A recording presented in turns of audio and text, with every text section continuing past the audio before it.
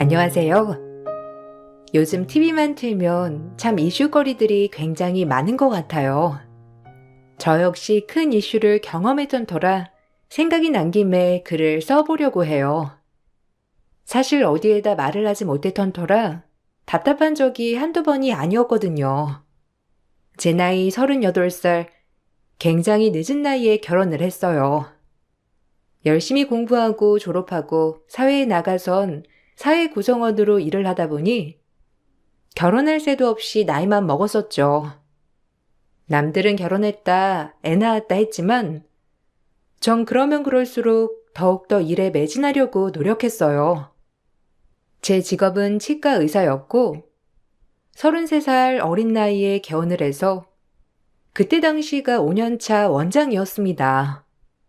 딱히 비혼주의는 아니었던 터라 좋은 남자를 만날 날만 기다렸고 마침 운동을 할 겸 헬스장에 가서 남편을 만나게 되었어요.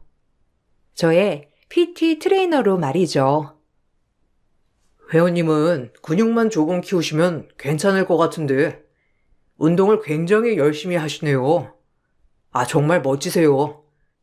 일하면서 운동까지 악자같이 하기란 쉽지가 않은데 하루도 안 빠지고 매일 헬스장에 오시는 거 보면 진짜 대단하신 것 같아요. 마음먹은 건 뭐든 끝장을 봐야 직성이 풀리는 성격이거든요. 또 선생님이 워낙 잘 가르쳐 주시니까 열심히 해야죠. 처음엔 트레이너로 만났다가 운동을 오래 하면서 사랑이 싹 텄습니다. 잘생긴 외모와는 달리 순박한 모습들이 저를 사로잡았어요. 저보다 5살이나 어렸던 남편이었고 그렇기 때문에 아직 자리를 잘 잡지 못한 상태였어요.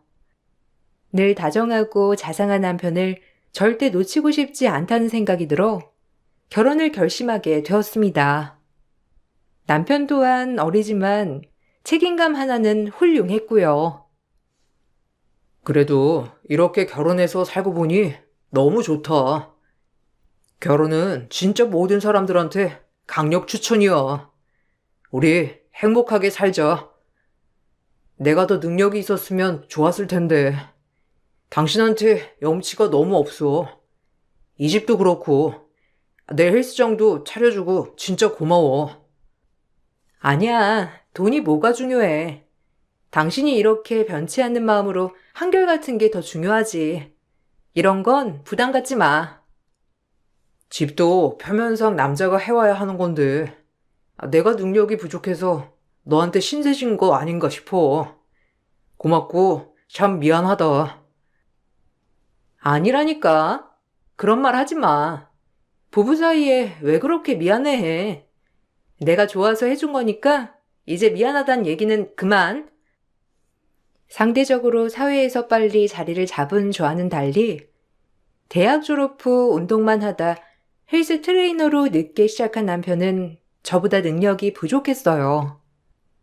그러기 때문에 결혼을 준비할 때 제가 많은 비용을 부담했었고 제 치과와 가까운 곳에 신혼집을 얻게 되었어요. 그리고 마침 치과 건물 2층 자리에 임대가 싸게 나왔기에 남편이 홀로 자립할 수 있는 헬스장까지 차려주게 되었죠. 물론 그 모든 매출 관리는 제가 한다는 전제하에 차려준 것이에요. 그런 저를 시댁에선 참 많이도 고마워했어요.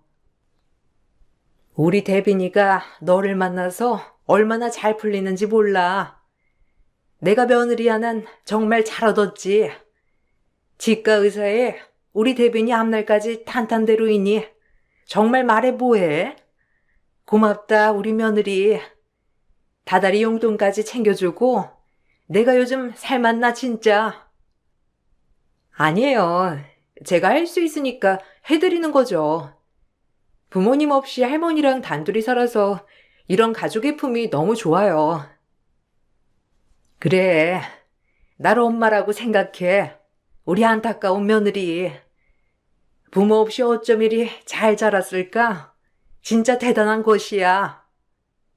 내가 네 든든한 울타리가 되어줄게. 시작은 미약했지만 끝은 창대하리라 라는 말처럼 지금은 네가 이렇게 많은 것을 가정에 기여하지만 내가 나중에 너 일 안 하고 집에서 푹 쉬게 해줄 거야. 나만 믿어. 아무리 연하라도 믿을만 하지? 그래. 듣기만 해도 진짜 든든하다. 고마워. 그렇게 말해줘서. 근데 너무 무리하지 마. 나도 좋아서 하는 거니까. 어렸을 적 부모님의 부재로 저의 외할머니가 저를 지금까지 길러주셨고, 제가 결혼하기 몇 해 전 돌아가셨어요. 그래서 그런지 돈보다는 가족의 따뜻한 품이 가장 그리웠고, 이 돈을 다 벌어서 뭐하나라는 생각을 가장 많이 했답니다. 더더욱 베풀 수 있는 가족이 생긴 것이 저에겐 더할 나위 없는 기쁨이었고요. 그리고 나이도 나이인지라 결혼을 하자마자 임신을 준비했고, 정말 감사하게도 한 번의 임신에 성공하였어요. 세상을 다 얻은 기쁨이었고, 아이를 낳았을 때도 정말 벅차 올랐답니다. 사랑스러운 공주님이랑 여보랑 이렇게 평생 알콩달콩 살 수 있어서 너무 좋다. 우리 앞으로 행복하게 살자. 고마워. 나한테 이런 기쁨 느끼게 해줘서. 당신 만나서 이렇게 된 거야. 항상 외로운 인생이라고 생각했는데, 가족들이랑 그리고 이렇게 예쁜 딸까지. 당신 아니었으면 절대 못 느껴봤겠지? 진짜 벅차다. 너무 고마워. 내가 더 잘할게. 갑자기 하는 말이라 좀 당황스럽지만 그래서 그런데 헬스장 좀 늘려야 할 것 같은데 옆에 임대 싸게 내놨더라. 확장할까? 갑자기? 지금 그냥 운영하는 거 괜찮은데 왜? 너무 욕심부리다가 큰일 나. 작게 하는 것도 괜찮지. 요새는 1인 PT샵으로. 아니야. 이왕 하는 거 좀 더 규모 좀 키우고 싶어. 아이도 태어났는데 아빠가 엄마보다 더 능력을 갖춰야 떳떳하지. 아이를 낳고 조리원에 있을 때 남편이 저에게 헬스장을 확장하고 싶다고 하였지만 전 딱히 내키지 않더라고요. 지금도 괜찮은 매출에 꽤 잘 되고 있는 헬스장이어서 그런지 욕심 같아 보였거든요. 그래서 남편을 잘 타일러 조금 보류하자고 하였답니다. 그리고 아이를 낳으니 남편과 더 끈끈해진 것 같은 마음이 들어 더욱더 행복했어요. 그리고 일하랴 육아하랴 정말 손살 같은 3년이 지났어요. 그리고 저희에게 일어나서는 안 되는 일이 일어나고야 말았답니다. 남편의 하나밖에 없는 여동생이 그만 갑작스럽게 뇌출혈이라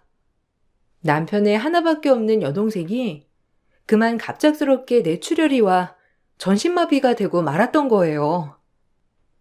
정말 희박한 확률로 저희 집에 이런 일이 발생하고 말았어요. 아, 어떡해.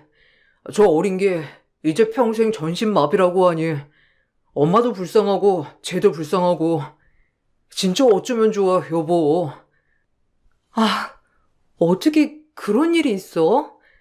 아가씨가 얼마나 건강했는데. 아니, 일단 내가 빨리 귀국해야겠다. 어떻게 해, 어머님. 내가 옆에서 챙겨드려야지. 지금 엄청 정신 없으실 거 아니야. 어쩌냐, 자기도 그렇고. 내가 당장 한국으로 갈게. 그래야 할 것 같아. 자기가 와봤자 변하는 건 없어. 그냥 일정 다 소화하고 와. 소희는 내가 잘 돌볼게. 지금 우리도 정신이 없어서 꼭 출장 끝나고 와. 알겠지? 당신 지금 오면 엄마랑 내가 더 미안해. 당신 일 무리 없이 진행 다 하고 천천히 와서 얘기하자. 한 달이 걸리는 출장이었던 터라 늦게나마 한국에 귀국할 수 있었고, 만만치 않게 들어가는 비용 때문에 어머님의 판단하에 집에 누워있는 시누이를 보게 되었습니다. 마음이 정말 착잡하고 안 좋았어요. 게다가 하염없이 눈물만 흘리는 어머님을 보고 있자니 마음이 참 찢어지더라고요.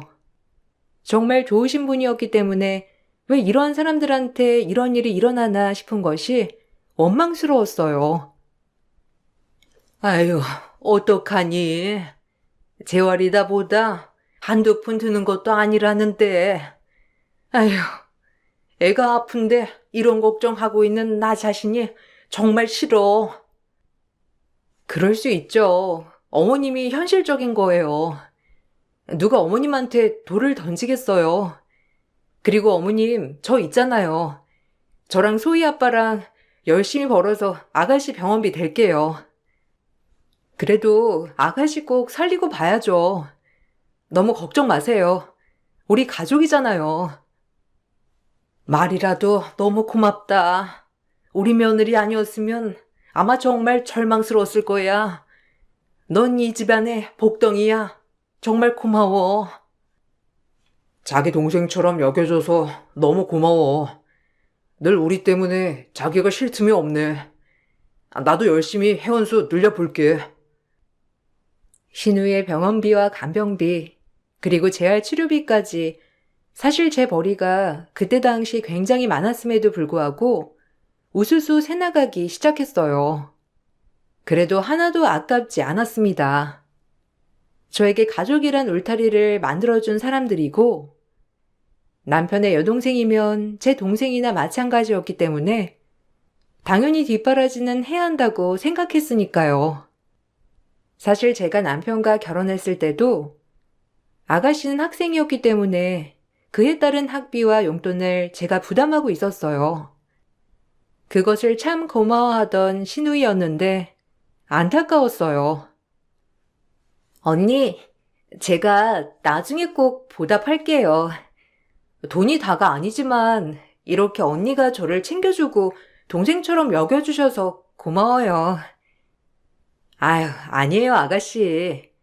이 동생이면 제 동생이나 다름없죠. 아가씨는 공부만 열심히 해요. 그동안 돈 때문에 하고 싶은 학업도 하지 못했다고 들었거든요. 아가씨한테 어떻게 들릴지 모르겠지만 제가 할 수 있는 한 최선을 다하고 싶어요. 아, 어떻게 오빠가 언니 같은 사람을 만났을까요? 진짜 고맙습니다. 우리 가족은 정말 언니한테 잘해야 돼. 평생. 항상 신우이를 만나면 이렇게 얘기해주곤 했는데 이런 신우이가 갑자기 병상에 누워있다니 기가 막혔죠.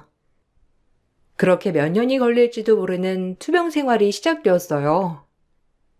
처음엔 집에서 간병사를 두고 병간호가 시작됐지만 나중엔 요양병원으로 옮겨 치료를 받게 되었습니다. 전 아무래도 혼자 운영하던 병원이니 주 6일째 근무를 해야 했기에 현실적으로 잘 찾아가지 못했고 딸이 그나마 이야기를 많이 해주어 좋았답니다.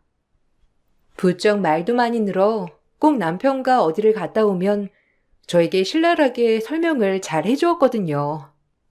한참 보고 배운 것을 그대로 따라하는 딸이어서 그런지 얘기를 해도 참 재미있게 해주었어요. 고모는 좀 어때? 아직도 할머니 많이 우시지? 소희가 할머니 힘내라고 옆에서 파이팅 기운 드렸어? 아마 할머니는 소희 기운 받아가시면 엄청 좋으실걸? 다음번에 할머니 만나 뵈면 꼭 할머니 안아드리고 힘내라고 전해드리자. 응? 근데 할머니도 막 많이 웃고 아빠도 웃었어. 할머니 안 울었는데? 오늘은 떡갈비도 먹고 아빠 친구가 장난감도 사줬어. 어? 장난감? 아빠 친구라니? 아빠 친구랑 같이 고모 만나러 갔었어? 당신 친구랑 아가씨 병문안 갔었던 거야? 지혜 친구야.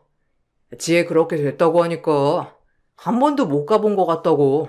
같이 가야겠다고 하는 거야. 그래서 간 거지 뭐. 하긴 그렇겠다.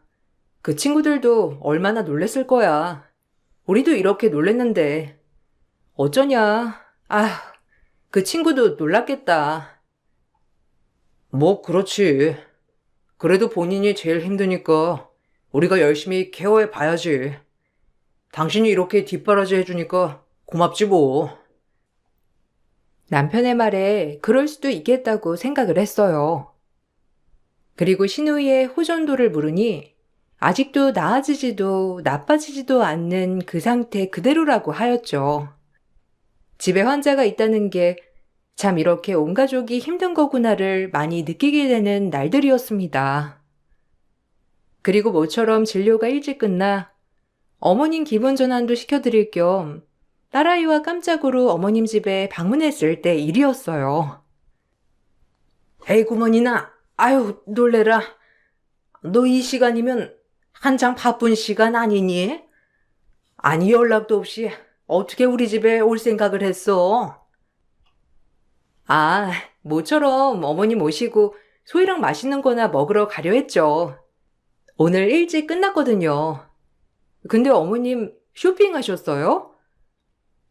우와! 할머니 예쁜 거 짱 많이 샀다. 엄마, 이거 봐. 소희는 분홍색이 제일 좋은데, 할머니 이거 분홍색 가방 샀다. 그 옆에 산다는 수찬이 할머니 알지? 그이가 뭐 세일한다길래 기어이 데리고 가지 않냐. 그래서 안 살 수가 없어서 하나 산 거야. 아유, 얼마나 재촉을 하던지. 나도 가기 싫다고 했는데 기어이 끌고 가서 샀다니까. 아, 잘하셨어요.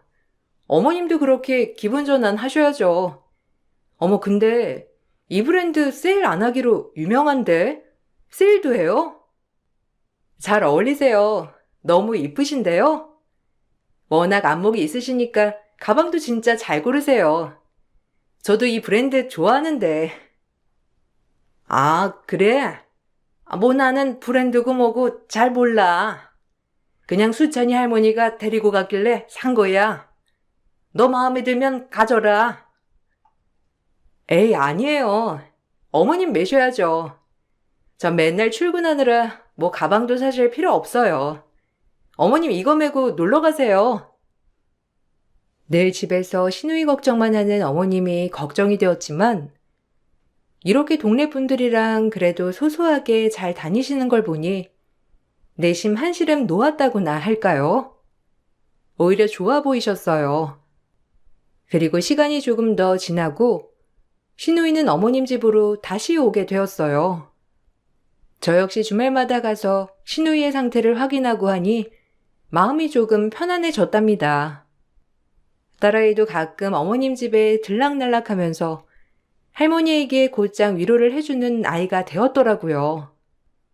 얼마나 기특하던지 마음이 정말 따뜻했어요. 할머니, 힘내세요. 소희가 있잖아요. 고모는 아프지만 소희가 옆에서 이렇게 힘이 되어드릴 테니까 많이 웃으세요.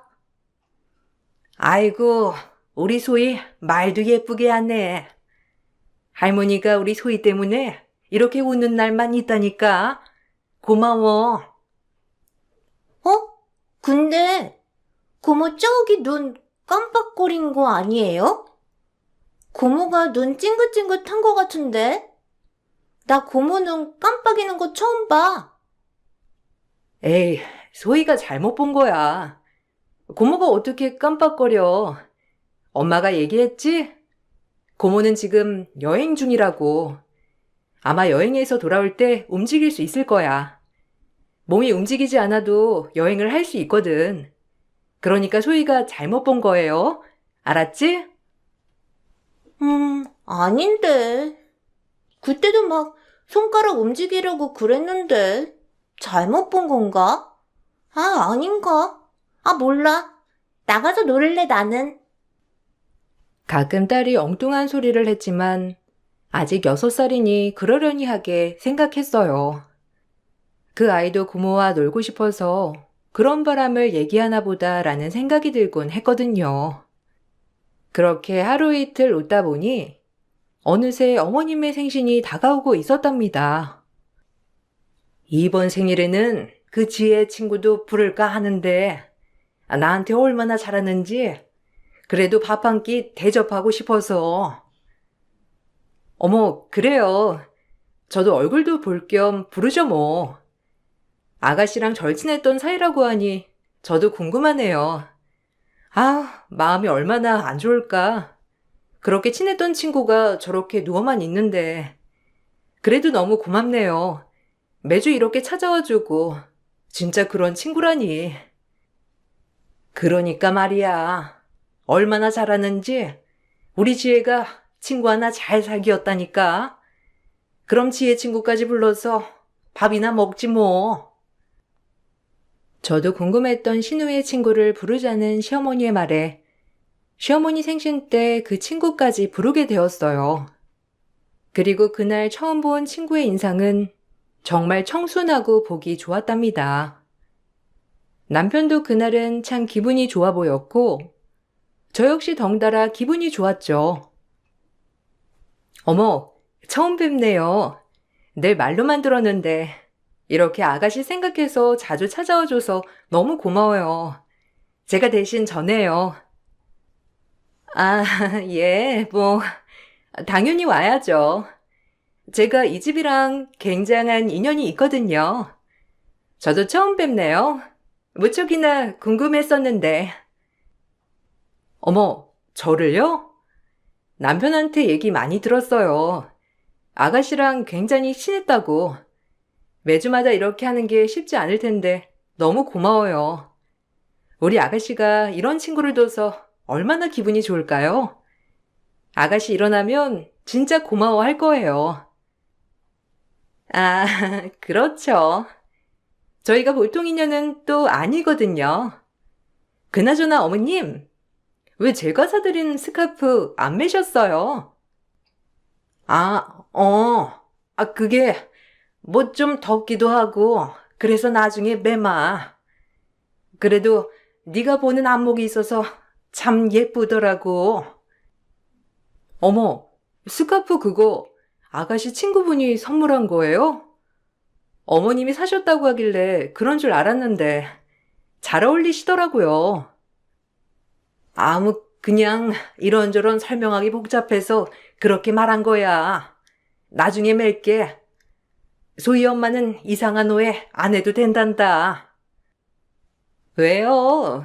제가 가방도 사드렸잖아요. 어머님은? 그것도 혹시 모르셨어요? 어머님 취향은 제가 참 잘 안답니다. 어머, 그래요? 어머님 저한테 가방이나 스카프 말씀하시지.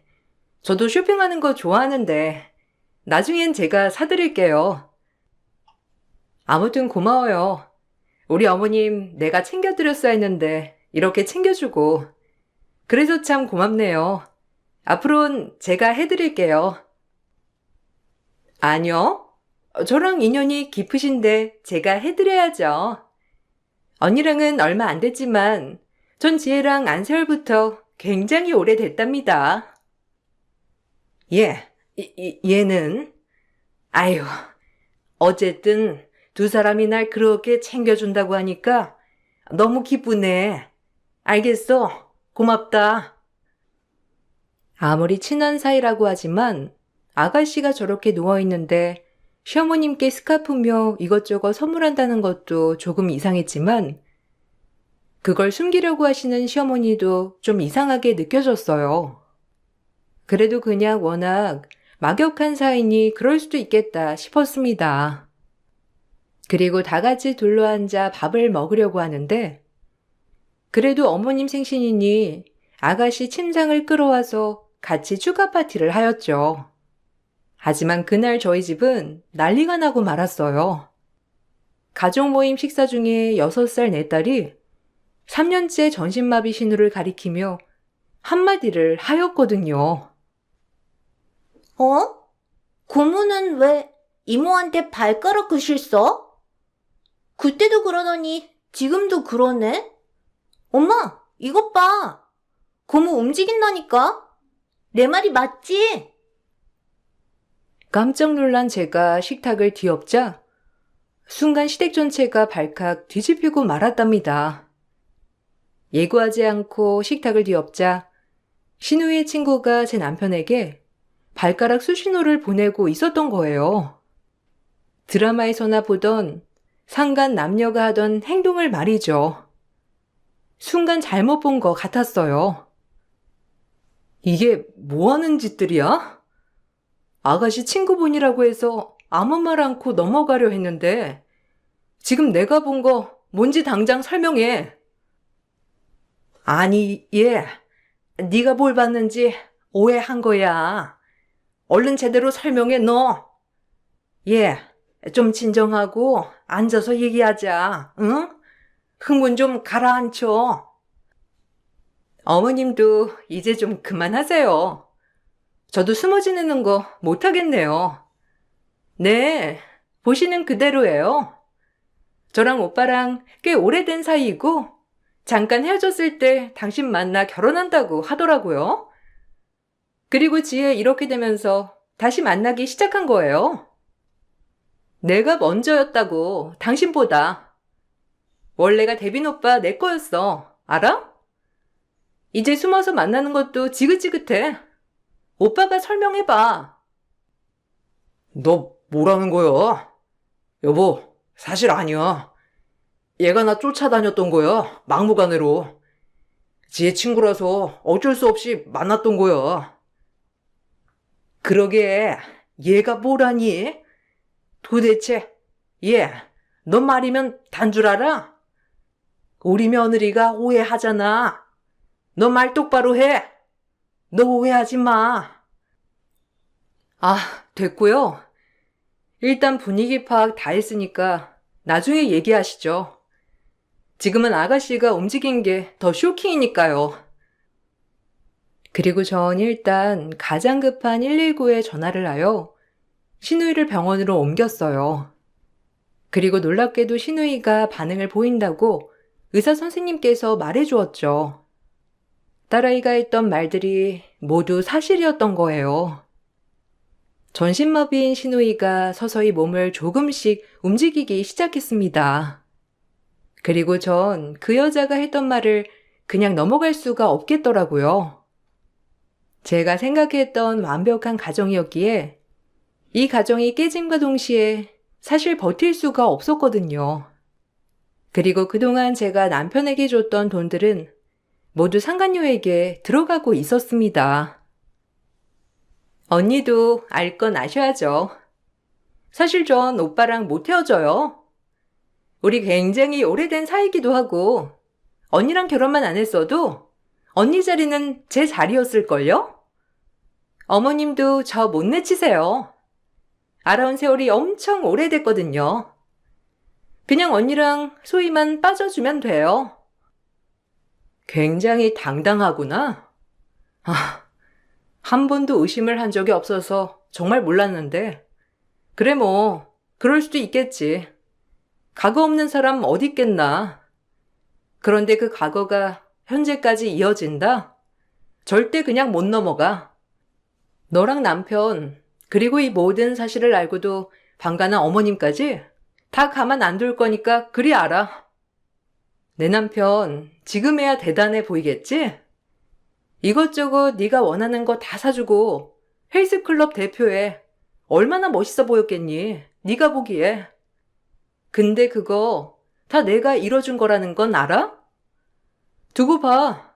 맨몸으로 쫓겨나서 손가락 빨고 살아봐. 그리고 내 남편 너 가져. 안 하시오. 결혼 생활 때 한눈판 남자 뭐가 아쉽겠니? 네가 그렇게 원했으니 어디 한번 데리고 살아봐. 당당한 상간녀의 태도에 눈물 한 방울 나오지 않았어요. 사실 부모님을 잃고 할머니까지 잃었던 저로서는 이번 일에 대해서는 눈물 흘릴 거리도 안 된다고 생각했거든요. 그저 내가 어떻게 처신하면 되는지를 해결할 부분이었죠. 그리고 전 마음을 추스를 겨를도 없이 곧장 변호사 상담을 받았고 더 알아볼 필요도 없이 이혼 소송을 진행하게 되었어요. 이 모든 과정이 정말 3일 안에 이루어졌고 남편과 시어머니는 발등에 불이 떨어졌는지 저를 붙잡고 울며불며 매달리기 바빴습니다. 오해야. 걔가 날 쫓아다닌 거라니까. 스토커라고. 지혜 친구니까 어쩔 수 없이 같이 다닌 거지. 지혜 위해서. 제발 내 말 좀 믿어주라. 우리 사이에 소희까지 있는데 이대로 이혼할 셈이야? 당신 진짜 독하다. 우리 가정이 어떻게 이렇게 무너져? 우리 가정을 깨트린 건 당신이야. 부부일 때나 마냥 좋았지. 이제 우린 남이나 다름없으니까 애원해도 소용없어. 예, 내가 잘못했어. 진작 끊어냈어야 했는데 예정도 있고 해서 끊어내질 못했어. 미안하다 진짜. 한 번만 봐줘. 어떻게 소희랑 같이 만날 수가 있어요? 뻔히 외도인데. 소희까지 이모이모하게 하면서 어머님도 나빠요. 그냥 뿌린 대로 거둔다고 생각하세요. 그리고 이 집, 차, 헬스장 빠른 시일 내에 정리할 거니까 그리 아세요. 다 제 명이니까요. 아, 여보. 제발 다신 안 만날게. 다신. 걔가 연락이 와도 절대 안 만날 거니까 한 번만 봐주면 안 될까? 다 인정하고 사과할게. 그 인정 법원에 가서나 해. 이제 우린 끝났으니까. 당신네 집에 쓰는 돈 하나도 안 아까웠어 정말로. 너무 사랑했거든. 근데 사람 천성 절대 변하지 않을 거라는 거 잘 알아. 그래서 지금 힘들어도 이렇게 끊어내는 게 맞다고 생각해. 짐 싸가지고 나가. 예, 잘 생각해봐라. 내가 더 잘할게. 다 이 늙은 엄마가 처신 못해서 생긴 일인데 우리 태빈이만은 받아주면 안 되겠니? 아니요, 똑같죠. 저한텐 누가 먼저 시작했건 그저 똑같아 보여요. 다른 것도 아니고 한눈판 거는 절대 용서 안 할 거야. 이혼 소송이 시작되었고 그쯤 신우이는 점차 빠른 회복을 이어갔습니다. 그리고 시간이 지남에 따라 조금씩 어눌하지만 말도 할 수 있었고요. 신우이는 아무 잘못이 없길래 그래도 딸아이와 간간히 병문안도 가고 했어요. 그리고 어눌한 말로 얘기하였는데 그 말을 듣고 참 놀랍기도 하고 고맙기도 하고 많은 생각이 공존했어요. 고마운 마음이 더 컸지만 말이죠. 그 나쁜 년 어떻게 됐어요? 아주 악질이에요. 내가 가만 안 두려고 했는데. 어머, 아가씨도 알고 있었어요? 하긴 의식은 있는데 전신이 마비된 거니까요. 아가씨 미안해요. 저 오빠랑 이혼해요. 어눌했지만 신우이는 그 상간녀를 정확히 지칭하며 욕을 했고 차츰차츰 어눌한 말로 저에게 얘기를 해주었어요. 사실 조금 전부터 움직임이 있었고 그날 밥상에서는 그 여자에게 발가락 글씨로 나쁜 X라고 글을 쓴 것이라고 하더라고요. 그 모습을 제 딸이 포착하고 말해주었던 거고요. 몸이 그런데도 불구하고 시어머니와 남편과는 다르게 양심이 있는 아가씨였어요. 그리고 이 말도 해주었는데 제가 본인한테 너무 고마운 존재라 자기 친구지만 절대 용서할 수 없다고도 말했습니다. 어떻게 보면 그런 모습을 포착할 수 있었던 계기가 된 것이 신우의 발가락 글씨 덕분이었죠. 하마터면 계속 속고 살 뻔했는데 아가씨한테 참 고마운 마음이 들었어요. 그리고 2년 7개월의 소송 끝에 이혼을 할 수 있었고 상간녀에게도 위자료 소송을 걸었습니다. 제 가정을 깬 결과물이 5천만 원이라는 값어치밖에 안 된다는 게 속상했지만 그래도 저에게 배상을 해야 했죠. 헬스장은 내가 운영할게. 이 정도 했으면 됐잖아. 애 양육권에 친권에 그리고 집이며 차며 헬스장은 내가 할게. 그래도 내가 운영했던 거였는데 애 아빠로서 뭔가는 해야 할 것 같아. 대신 이제 월세는 내가 낼 거니까 신경 안 써도 돼. 아니, 내가 차려준 거고 내 명의잖아. 어떻게든 내가 운영할 거니까 몸만 나가줘. 알아서 취직하고 알아서 개업하던지 해. 너 정말 독하구나. 그래도 애 아빠인데 이렇게까지 해야겠니? 뻔히 지금 아무것도 못하는 거 알면서. 제가 독해요? 그동안 저 속인 당신들은요? 내 가정이 박살난 거에 비하면 이건 아무것도 아니에요. 용서 못해 절대. 남편은 결혼할 때와 마찬가지로 빈몸으로 쫓겨났어요. 나중에서야 재산 분할을 해달라고 했지만 모두 결혼 전에 읽어놨던 재산이었기 때문에 따로 분할을 해줄 건 없었고요. 오히려 제가 그동안 이 가정에 기여한 것이 금액적으로 굉장히 컸기 때문에 저에게 위자료를 주어야 했습니다. 사실 돈이 궁한 건 아니었기 때문에 이 돈으로 제 마음의 상처를 보상할 수는 없었어요. 나 만나서 고생 많았어. 그동안 미안했다. 소희는 자주 보러 갈게. 그리고 내가 실수는 했지만 진짜 네가 생각하는 것처럼 심각한 건 아니었어. 그러니까 너 마음 풀리면 언제든 돌아와. 그 자리에서 기다리고 있을게. 너 혼자 외로울 거 아니야. 절대 그럴 일 없어. 외롭다 하더라도 차라리 일을 더 많이 하면 그만이야. 당신도 그냥 알아서 새 출발해. 미련 떨지 말고.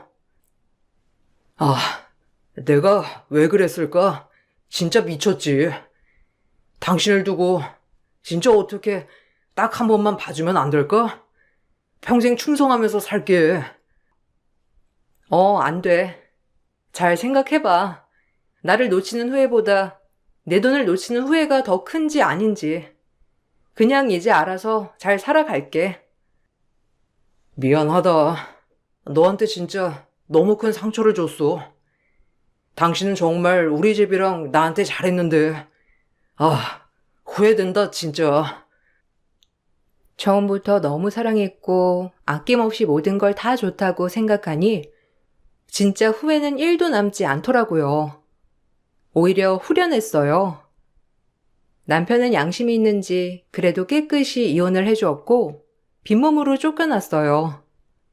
그리고 어디 근처 변두리 헬스클럽에서 다시 트레이너로 일을 하고 있다고 딸아이가 얘기해 주었죠.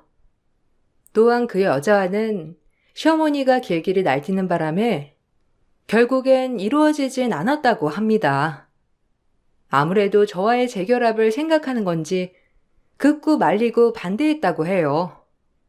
근데 이것도 참 웃기지 않나요? 그 여자에게 선물은 다 받으며 왕래해 놓고 이제 와서 반대한다는 게 참 웃기더군요.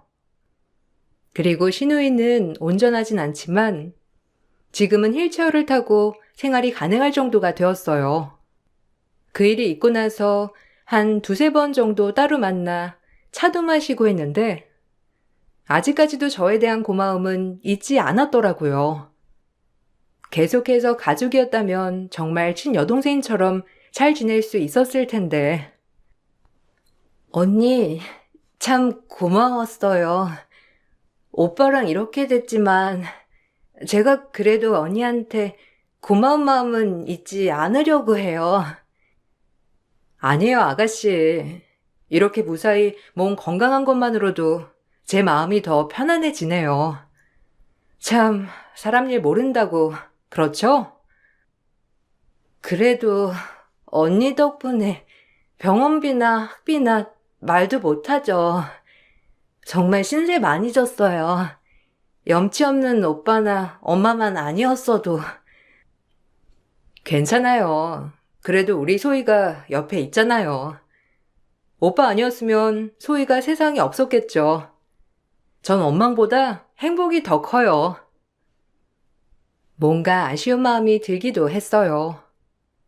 이혼한 지 약 4년이 채 안 되게 흘렀는데 아직도 시어머니는 저에게 가끔 문자를 하십니다.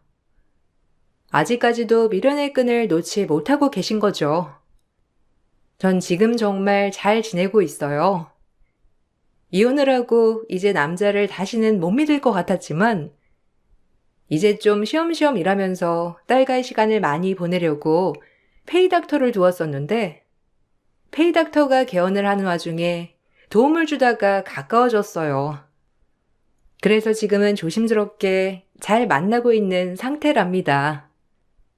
딱 지금이 가장 행복한 것 같아요. 딸아이와 오손도손 살면서 저를 위해주는 사람도 있으니 말이에요. 남에게 제 이야기를 꺼낸 적이 없어서 주절주절 말이 많았지만 그래도 이렇게 털어놓고 나니 참 속은 시원하네요. 들어주셔서 감사해요. 제 이야기는 여기까지랍니다. 좋은 하루 보내세요. 안녕하세요. 저는 결혼 4개월 차 된 30대 초반 여자입니다. 결혼 생활한 지 얼마 되지 않아 사연을 신청하게 된 이유는 얼마 전에 시모와 큰 문제가 있었어요. 그런데 아무리 생각해도 제가 뭘 잘못했는지 이해를 하지 못하겠어요. 도대체 어디서부터 잘못된 건지 알 수가 없어서 답답하기만 합니다. 남편과 결혼을 하고 새롭게 바뀐 생활에 적응도 되지 않은 상태에서 시모가 갑자기 양손에 큰 짐가방을 가지고 들어오셨어요. 주말 아침에 갑자기 오셔서 많이 당황스러웠고 잠에서 깬 남편은 시모에게 무슨 일 때문에 오신 거냐고 여쭤보자 시모는 저와 단둘이 할 말이 있다면서 따로 대화하길 원한다고 남편에게 짐가방을 건네주었어요. 그렇게 시모와 함께 방으로 들어간 뒤 어색한 분위기와 왜 오셨는지 이유를 알 수 없었던 저는 조심스럽게 먼저 여쭤보게 되었고 그런 저를 빤히 쳐다보시던 시모가 뱉은 한마디는 저에게 충격을 안겨주었습니다. 시댁 집안의 며느리로 왔으면 그에 따른 법도를 배워야 한다면서 한두 달 정도는 저희 신혼집에서 함께 생활하시겠다는 말씀을 하셨습니다. 전혀 예상하지 못했던 시모의 한마디에 저는 그대로 굳어버리고 말았었죠. 제 의견은 조금도 들으려 하지 않으셨어요. 시모는 앞으로 정신 바짝 차리고 배우라면서 저에게는 선택권이 없다며 저녁거리부터 시작하겠다는 말을 끝으로 자리에서 일어나셨습니다. 시모가 먼저 방문을 나서자마자 초인종이 울렸고 식재료 배달이 왔다는 말과 함께 시모가 현관문을 열자마자 쉴 새 없이 식재료가 들어왔고 남편도 당황했는지 무슨 상황이냐고 여쭤보자 시모는 지켜보면 다 알게 될 거라면서 저에게 현관문 앞에 있는 재료들을 전부 주방으로 옮기라고 하셨습니다. 저는 일단 시키는 대로 움직일 수밖에 없었지만 기분이 별로 좋진 않았어요. 단 한마디도 하지 않으신 채 돌발 행동을 하셔서 어떻게 해야 될지 몰라 당황스러워 어리바리하고 있었는데 그 모습을 지켜보신 시모는 정신 똑바로 안 차리냐고 저에게 버럭 화를 내셨습니다. 너 정신 안 차릴래? 귀가 먹은 것도 아니고 왜 이렇게 행동이 금뜬 거야? 우리 집안의 며느리로 들어왔으면 항상 긴장해야 된다는 거 몰라? 엄마, 갑자기 아침부터 오셔서는 이게 뭐 하시는 거예요? 이 많은 식재료는 또 뭐고요? 상의 한마디도 없이 무작정 짐 싸서 오시면 어떡해요? 이제 막 우리 집안 며느리가 됐는데 당연히 제대로 된 교육을 받아야 하지 않겠니? 그래서 시간 내서 온 거니까 좋게 받아들이거라. 뭐하고 있어? 퍼뜩 움직여. 이제 막 결혼한 지 한 달도 되지 않았던 저는 어떻게 해야 될지 몰라 일단 시모가 시키는 대로 움직였어요. 남편에게 눈빛으로 신호를 보냈지만 남편도 많이 당황스러웠는지 난처해하는 모습을 보여주고 있었죠. 일단 상황을 지켜보는 게 좋을 것 같아 시모가 시키는 대로 묵묵히 일을 진행했어요. 그렇게 정신없이 움직이다 보니 많이 긴장을 했는지 온몸이 땀으로 흠뻑 젖어 있었죠. 남편도 어쩔 줄 몰라 하면서 지켜만 보고 있었고, 그렇게 음식 준비를 하고 있었는데, 시모가 시키는 대로 빠르게 움직이지 않아서 그런 건지 저에게 버럭 화를 내셨습니다. 칭찬 한마디 듣지 못하고 계속해서 욕만 얻어먹다 보니 저도 모르게 움츠려 들게 되었고, 왜 이런 일을 겪어야 하는지도 이해하지 못했어요. 시댁 집안의 법도를 따라야 한다는데 그게 음식 만드는 거와 무슨 상관인지 알 수 없었던 저는 결국 참지 못하고 시모에게 궁금한 점에 대해 여쭤보게 되었습니다. 시모는 한숨을 쉬더니 저에게 한마디 하셨습니다. 너 우리 집에 인사 올 때 기억 안 나니? 워낙 긴장해서 까먹었나 본데. 너 위로 첫째, 둘째 며느리도 나한테 전부 음식 배웠다. 전에 알고 있던 음식들 전부 머릿속에서 지워버리고 무조건 시애미가 시키는 대로 따라야 할 거다. 설 전에 며느리로 들어왔다면 첫째, 둘째 며느리한테 전부 배웠을 텐데 걔들이 요즘 시간이 많지 않다 보니 내가 직접 나서는 게 좋을 것 같아 짐 싸서 오게 된 거다. 그리고 그것뿐인 줄 아니? 앞으로 매주 주말마다 우리 집에서 모이게 될 텐데 너만 어떻게 돌아가는지 알지 못한다면 상당히 어려움이 많을 거 아니니? 최대한 짧은 기간에 기본적인 것들만 가르치고 돌아갈 테니까 그때까지 몸에 익혀두고 까먹지 말아야 한다. 내 말 무슨 말인지 알아들었지? 이번 명절에 상당히 많은 가족들이 한자리에 모이게 될 텐데 너 때문에 우리 집안 망신살이 되면 안 되잖아. 막내 며느리가 한 음식이 형편이 없네. 며느리 하나 잘못 들여서 내가 고생하게 생겼다는 그런 신경 거슬리는 말이 들려오기라도 한다면 나는 그땐 그냥 넘어가지 않을 거다. 첫째, 둘째 며느리는 눈물 쏙 빠지게 배웠어. 너는 그래도 막내 며느리니까 그나마 좋게 봐주고 있는 거야. 엄마, 지금이 어떤 시대인데 왜 이렇게 생각 없이 행동을 하시는 거예요?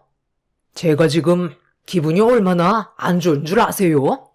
모처럼 저희 둘이 쉴 수 있는 시간이었는데 엄마 때문에 전부 다 망쳤잖아요. 이런 거 전부 다 필요 없으니까 다시 가져가시고 그만 댁으로 들어가세요.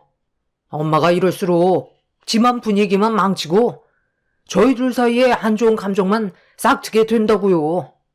미리 연락이라도 좀 주시던가요. 지금은 형수님들이 엄마 성격에 어느 정도 적응을 해서 이혼하겠다는 말이 쏙 들어가긴 했지만 최근까지만 해도 집안이 한바탕 뒤집어졌던 거 기억 안 나세요? 우리 집안에 법도가 어디 있어요? 그건 전부 엄마가 정하신 기준이잖아요. 사람이 어떻게 모든 걸 완벽하게 만들어 갈 수가 있겠어요? 실수도 하고 어느 정도 굴곡이 있어야 삶의 재미를 느끼는 거지. 엄마가 정해두신 틀에 박혀서 나오지 못한다면 그게 무슨 인생이에요? 오신 김에 식사나 같이 하시고 그만 들어가세요. 저희 결혼한 지 아직 한 달도 안 됐어요. 엄마는 제 부탁을 안 들어주실 거예요? 왜 네가 설치고 그래? 내가 며느리를 가르치는 이유가 뭔지 모르는 거야? 배울 수 있는 건 최대한 배워놔야 앞으로가 편해지는 거라고. 쓸데없는 말 할 거면 너는 그만 방으로 들어가라. 엄마 성격 아직까지 파악 못했어? 한번 하겠다고 하면 끝까지 가는 거 몰라? 이미 상황은 저질러졌고 엄마는 막내 며느리를 가르칠 거다. 그리고 너는 칼질을 어떻게 배운 거야? 누가 야채를 이렇게 썰라고 했어? 내가 방금도 보여줬잖아. 며칠 만에 칼질이 좋아지는 건 바라지도 않지만 최대한 신경 써서 칼질을 해야 나중에 다치지 않고 제대로 된 음식을 만들 수 있게 되는 거라고. 기초가 항상 중요한 거니까 쉬지 않고 연습하도록 해라. 시모는 저에게 더욱더 강하게 일을 시켰고, 그렇게 시모에게 한참 동안 시달린 저는 완전 녹초가 되어버린 상태로 침대에 누울 수 있었습니다. 냉장고에 가득 쌓여있는 음식들은 또 어떻게 처분해야 될지 몰라 걱정을 하고 있었는데, 시모가 제 옆에서 심각하게 고민을 하고 있던 남편 보고 잠깐 나와보라면서 도움을 요청하셨어요. 남편은 크게 한숨을 한번 내쉬더니 방문을 열고 거실로 나가는 순간 시모의 행동에 또다시 당황할 수밖에 없었고, 남편은 화를 내고 말았어요. 지금 이 많은 걸 가지고 어디를 가신다고요? 엄마, 그냥 짐이나 챙겨서 다시 돌아가시면 안 돼요? 이제 할 만큼 했으니까 그만 좀 하세요. 아들이 불편하다잖아요. 그게 무슨 말이니? 아직 해야 될 일이 산더미인데 저녁이니까 차도 안 막히고 후딱 다녀올 수 있잖아. 아까도 설명했는데 왜 자꾸 입 아프게 했던 말을 또 하게 만들어? 나도 힘드니까 서둘러 갔다 오도록 하자. 예, 너는 나 없는 동안 내가 앞으로 지내야 되는 작은 방 좀 정리 좀 제대로 해놓고 있어라. 그리고 너는 여기 있는 쇼핑백 전부 차에다 싣고 조심해서 다뤄야 한다. 동네 사람들 중에 우리 집안이랑 인연이 깊은 분들한테 나눠드리려고 만든 거니까 음식물이 흐르기라도 하면 안 주는 것만도 못하니 최대한 조심해서 차 트렁크에 실으면 될 거다. 엄마 입 아프게 하지 말고 서둘러 후딱 다녀오자.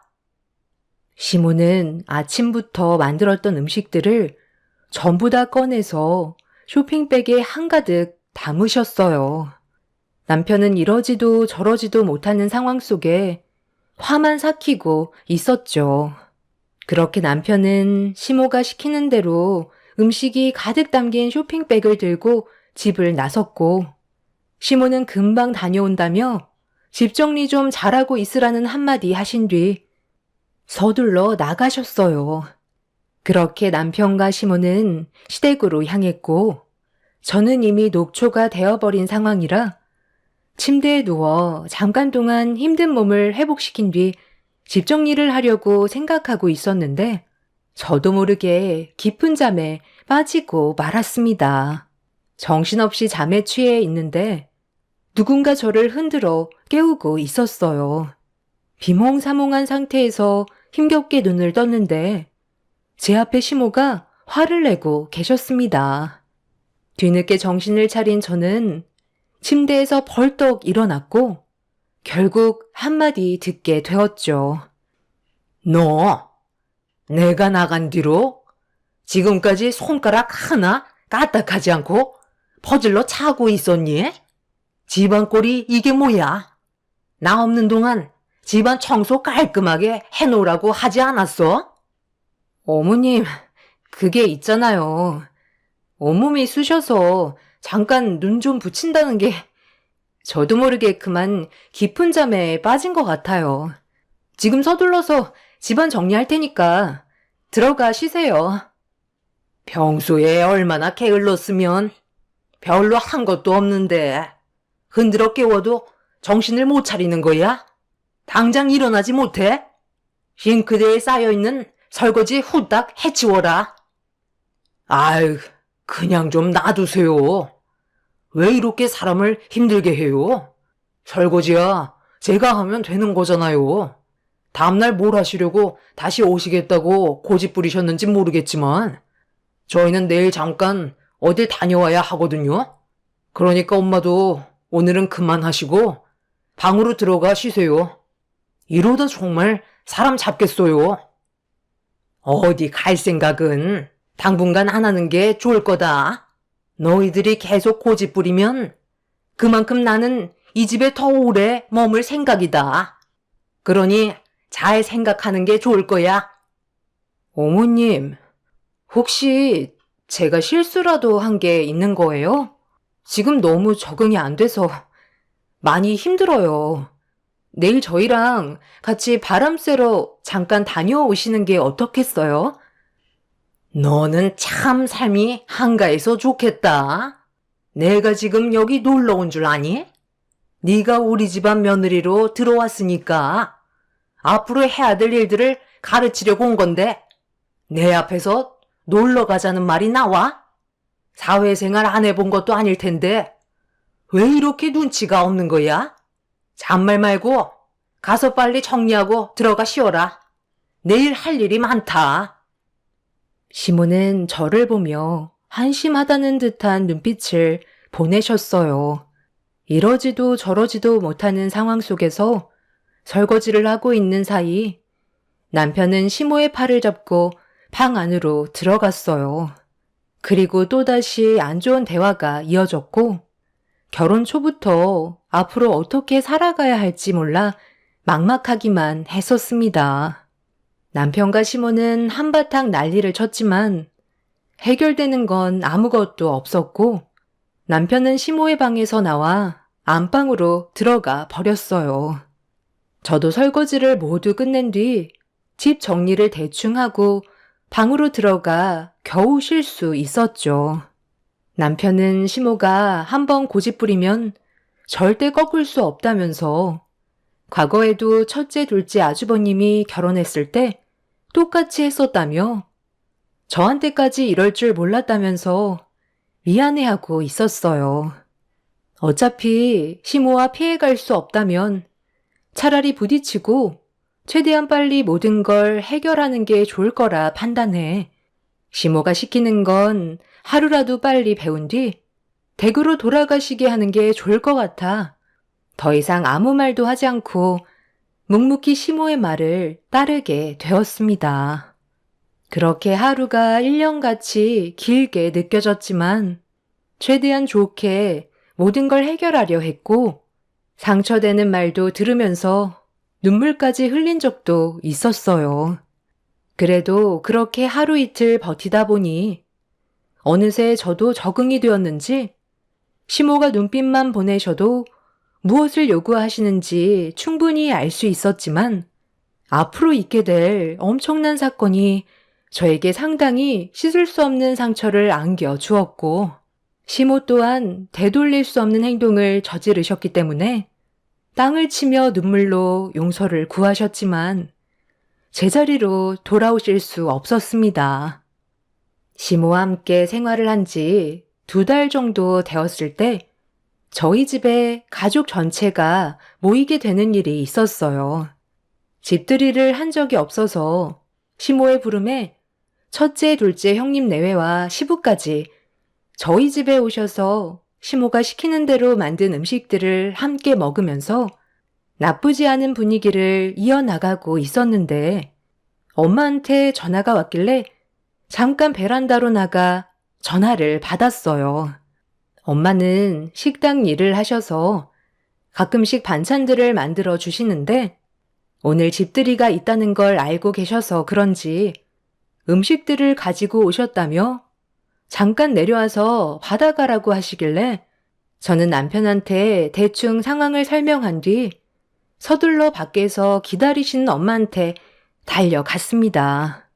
그때 남편은 급한 업무 중이라 통화를 할 수밖에 없었죠. 엄마는 양손 가득 많은 음식들을 무리하게 준비해 오셨어요. 너무 죄송스러웠고 감사한 마음에 저도 모르게 눈시울이 붉어지려 하는데 저에게 음식을 건네주신 엄마 손을 본 순간 깜짝 놀라고 말았습니다. 손가락에 피가 흐르고 있길래 어떻게 된 거냐고 여쭤보니 물을 써시다가 칼이 묻어졌는지 손을 베었다며 아무렇지도 않다고 손을 감추셨지만 상처가 심해 보여 엄마를 모시고 약국으로 향했어요. 그리고 후시딘과 반창고를 사서 상처난 부위를 치료해 드렸지만 제 마음이 편하지 않았습니다. 엄마는 집에 아빠가 기다린다며 서둘러 가봐야 한다고 나중에 다시 연락하자는 말을 끝으로 돌아가셨어요. 그렇게 엄마의 뒷모습을 한참 동안 바라본 뒤 서둘러 집으로 돌아갔고 현관문을 열며 들어온 저를 바라보신 시모가 술이 들어가서 기분이 좋으셨는지 저를 보며 웃어 주셨어요. 그리고 어디 갔다 왔냐고 물어보시길래 양손에 들려있던 음식을 보여주면서 엄마가 잠시 다녀가셨다며 설명을 해드리고 있는데 자리에서 일어나신 시모는 제 손에 들려있던 영수증을 빼서 살펴보셨고 후시딘과 반창고를 왜 샀냐고 물어보셔서 저희 엄마 손가락이 다쳐서 치료해 드렸다는 말을 꺼내는 순간 제 두 눈이 번쩍 거렸습니다. 앞이 보이지 않을 정도로 시야가 하얗게 변해진 상태에서 비틀거리고 있는데 또다시 반대쪽 뺨이 얼얼할 정도로 시모의 손이 제 얼굴로 향했어요. 너무 갑작스럽게 일어난 일이라 시모에게 뺨을 2대나 허용하게 되었고 시끌벅적하던 식구들도 시모의 돌발 행동에 놀랐는지 정적이 흐르게 되었죠. 저는 입술을 파르르 떨며 시모를 바라보고 있는데 시모의 한마디는 저에게 엄청난 충격을 안겨주었고 저 또한 더 이상 참을 수가 없었습니다. 네가 뭔데? 내 아들 카드를 사용하는 거야. 결혼식 올리기 전에 일까지 그만둬서 마음에 안 들어 죽겠는데 감히 내 아들 카드로 사돈한테 후시딘을 사줘? 어머님, 이 카드는요. 저희가 같이 사용하는 카드예요. 그리고 일을 그만둔 건 좀 더 괜찮은 조건이 들어와서 회사를 옮기게 된 거였고요. 아무리 그래도 제 얼굴에 손을 올리신 건 너무한 거 아니에요? 당장 사과하세요. 제가 어머님한테 맞을 이유가 전혀 없다고 생각하는데요. 이 카드는 생활비 목적으로 사용하는 카드라고요. 저희 엄마도 제 얼굴에 손 한 번 올린 적이 없었는데 어떻게 어머님이 저에게 손을 올릴 수가 있으세요? 당장 사과하시라니까요. 내가 왜 너한테 사과를 해야 되는 건데? 어찌됐든 허락 없이 네가 임의대로 카드를 사용한 건 맞잖아. 당장 내 앞에서 무릎 꿇고 용서를 구해도 모자랄 판에. 어디서 지금 큰 소리야? 하여간 요즘 애들은 이게 문제야. 자기들이 먼저 잘못을 해놓고 왜 인정을 안 하는 거지? 더는 말로 해선 안 되겠다. 너 오늘 나한테 좀 맞자. 어머님, 오늘 많이 취하셨다. 이제 그만 들어가 누우셔야 될 것 같아요. 동서도 음식하느라 힘들었을 텐데 서둘러 방에 들어가 쉬고 있어. 나머지는 우리가 정리할 테니까 신경 쓰지 않아도 돼.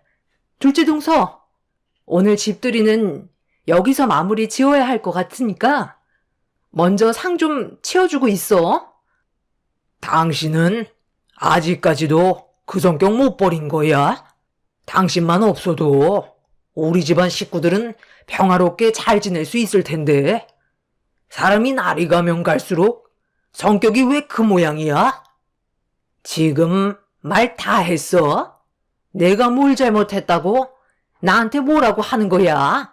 사돈댁이 자식 교육 하나 제대로 못 시켜서 그동안 가르치느라 얼마나 애먹었는지 알아? 다 큰애들 뭘 가르칠 게 있다고. 초장부터 막내 며느리 길을 죽이려는 건데 당신 때문에 막내 며느리가 대수랑 이혼이라도 하면 좋겠어?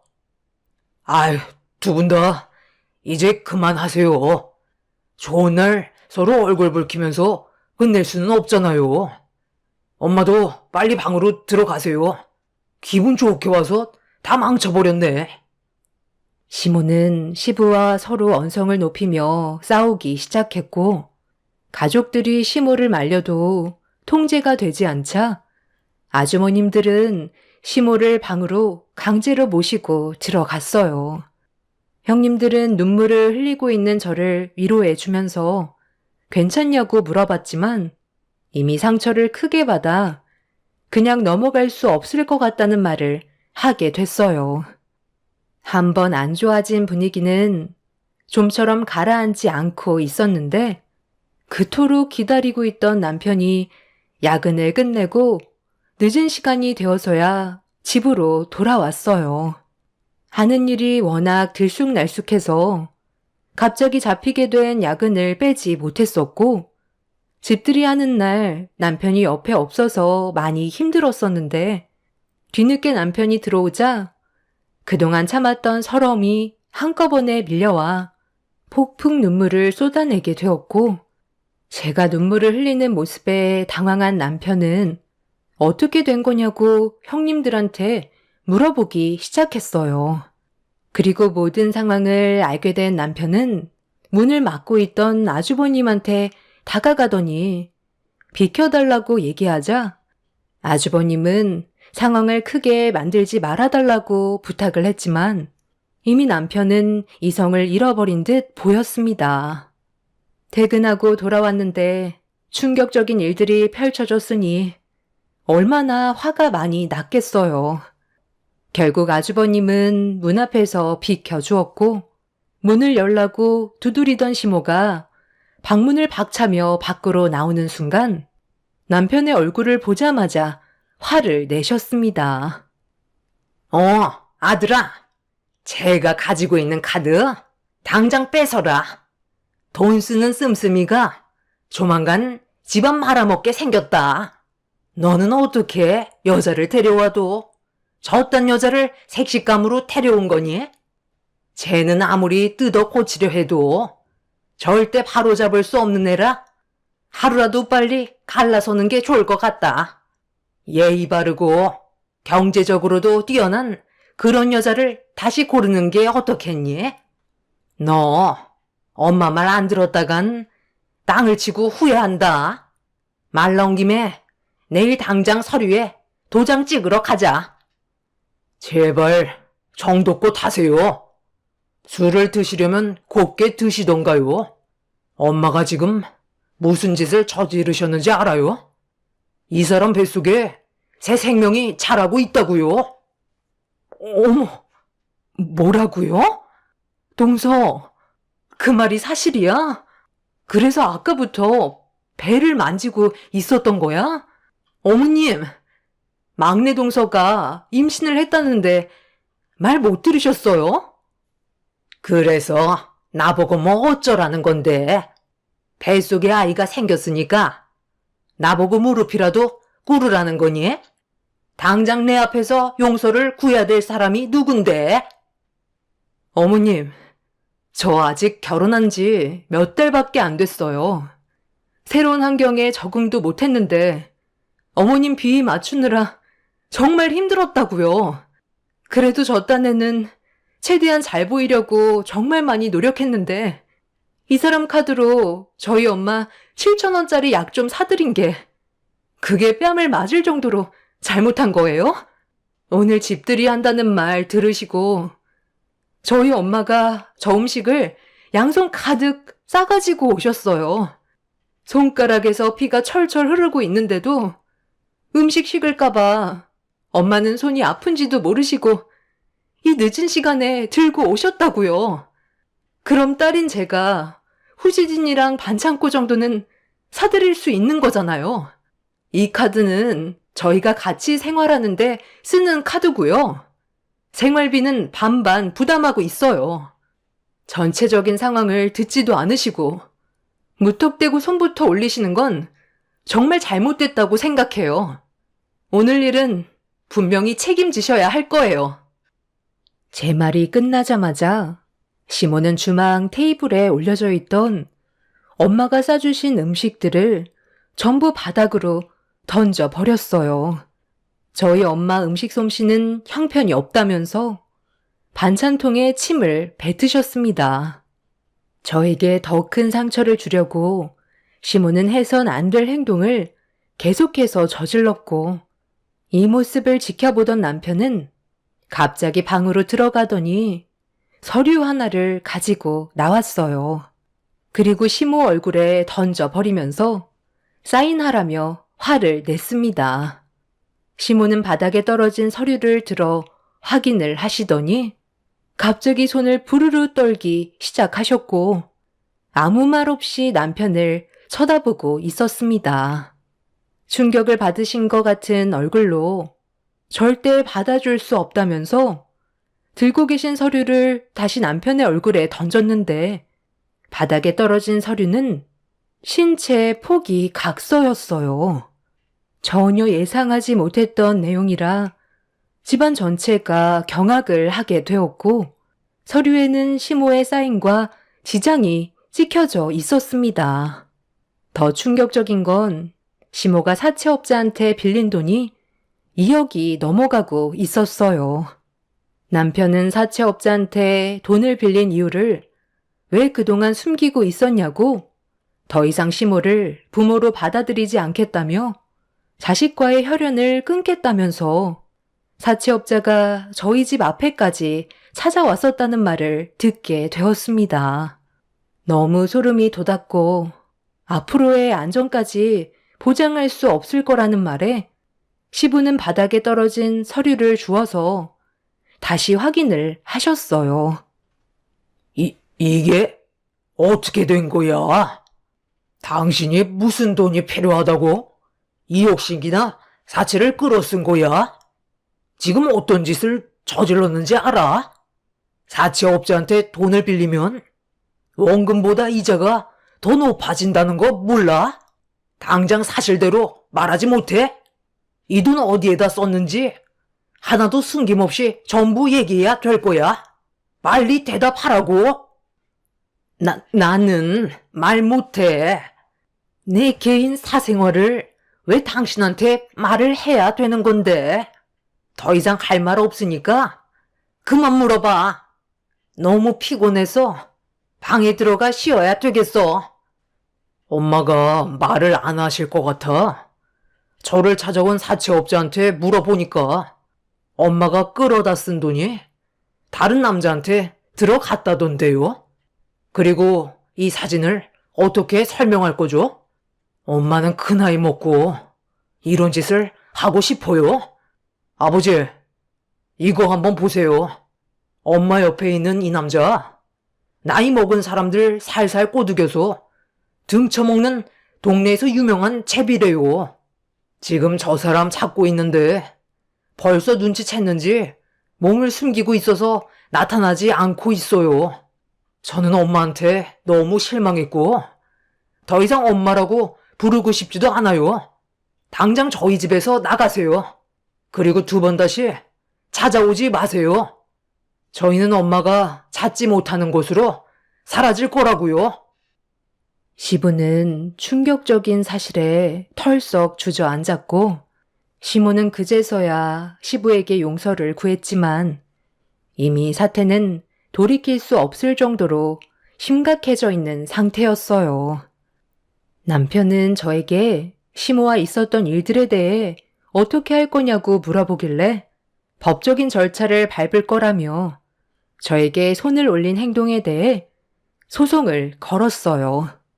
시모의 행동에 대해서는 형님들이 증인이 되어주기로 합의가 된 상황이죠. 시부는 자식들에게까지 피해를 줄 수 없다면서 시모와 이혼을 선택했고 아주버님들 또한 그날 이후 시모와 완전히 등을 돌리고 말았습니다.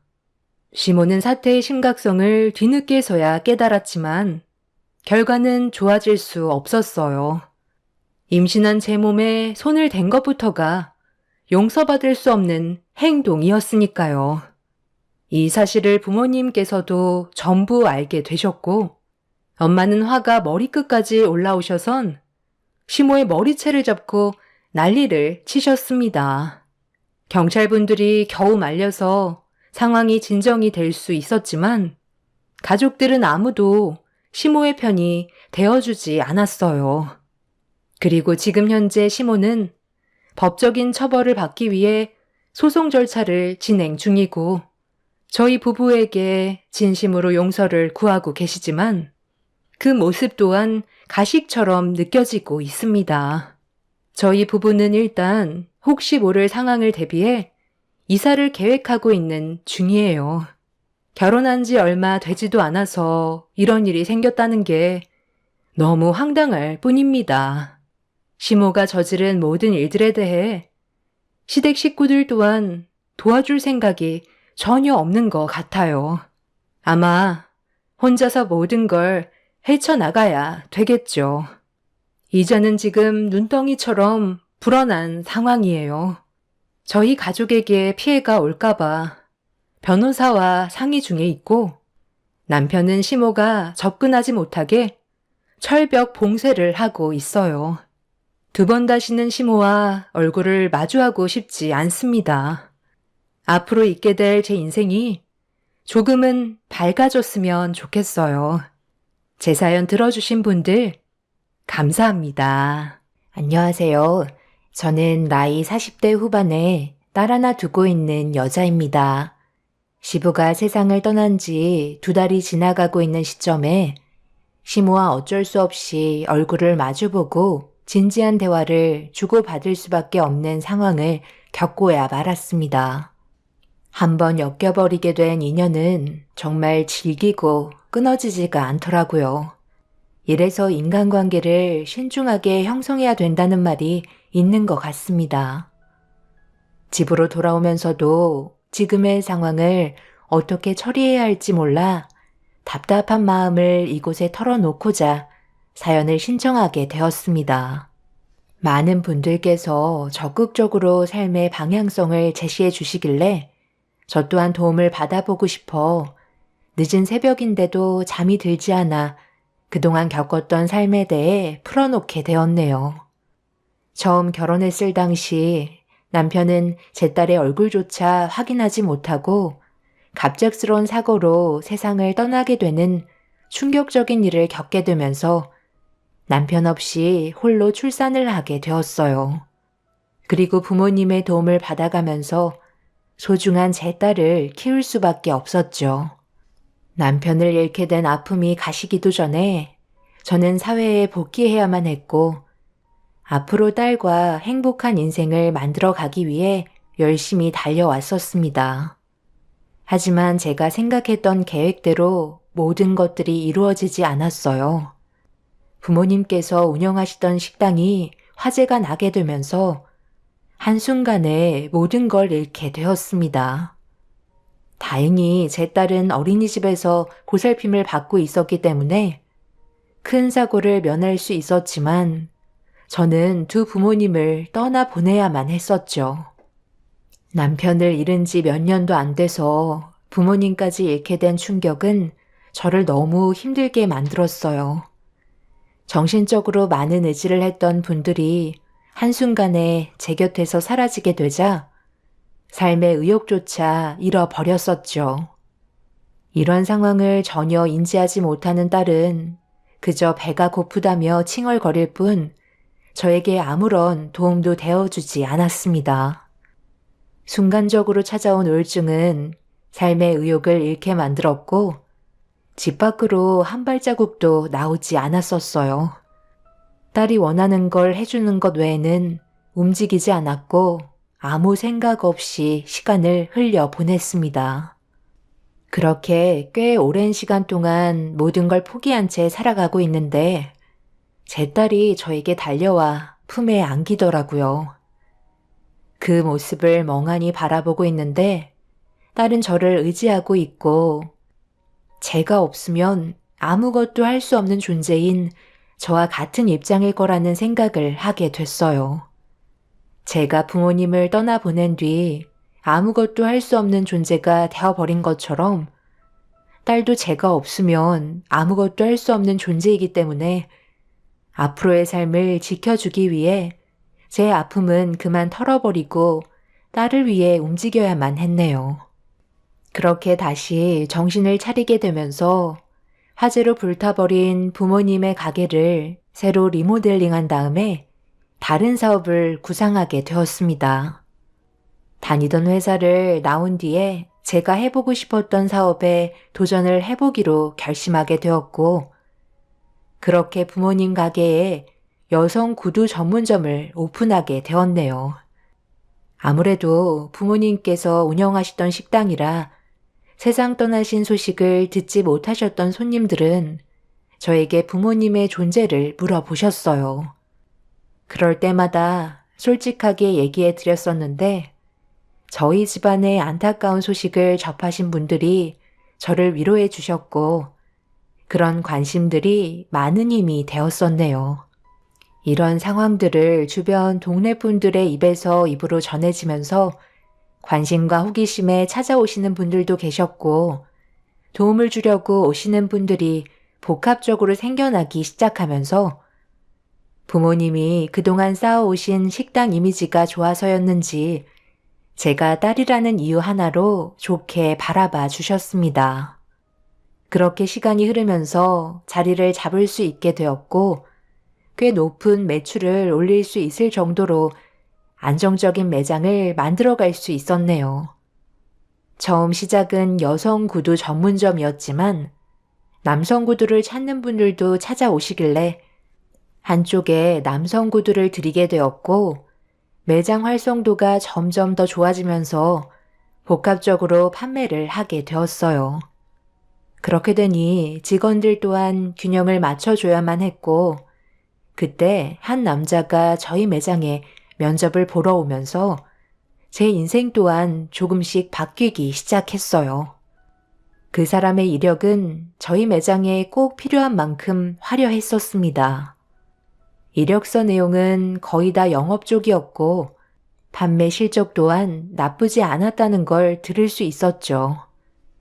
그래서 함께 호흡을 맞춰 일을 하기로 결심하게 되었고 영업 쪽의 화려한 이력만큼 실적 또한 너무 좋았었어요.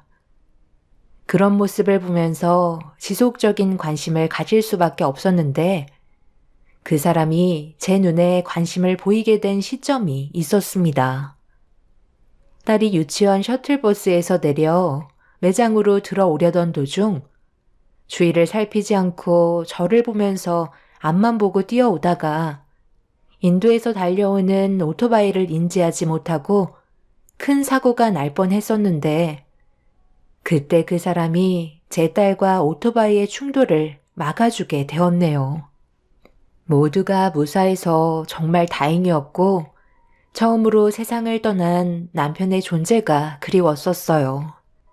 그런데 그 사람이 그날 이후부터 제 딸에게 많은 관심을 보이게 되었고 남들이 보면 아빠와 딸처럼 보일 정도로 좋은 관계를 형성해 가고 있었네요. 그 모습을 바라보던 저도 조금씩 마음의 문이 열리기 시작하면서 그 사람을 직원이 아닌 이성적으로 바라보게 되었습니다.